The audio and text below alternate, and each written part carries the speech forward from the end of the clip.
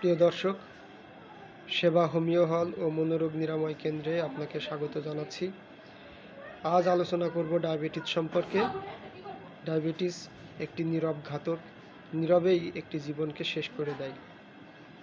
চিনি শুধু খাবারে নয়, রক্তে মিশে জীবন কেড়ে নেয়।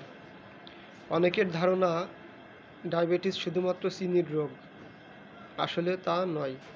ডায়াবেটিস আমাদের পুরো শরীরের ভারসাম্যকে নষ্ট করে দেয়। চোখ, স্নায়ু, কিডনি, হরমোন সব কিছুকে ক্ষতিগ্রস্ত করে। আপনি কি জানেন হোমিওপ্যাথি চিকিৎসায় ডায়াবেটিসের মূল কারণ নিয়ন্ত্রণ আনা সম্ভব?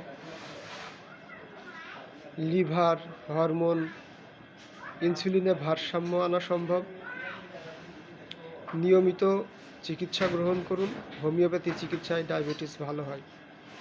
চিকিৎসা ও সেবা পেতে আজই যোগাযোগ করুন। সকলকে ধন্যবাদ।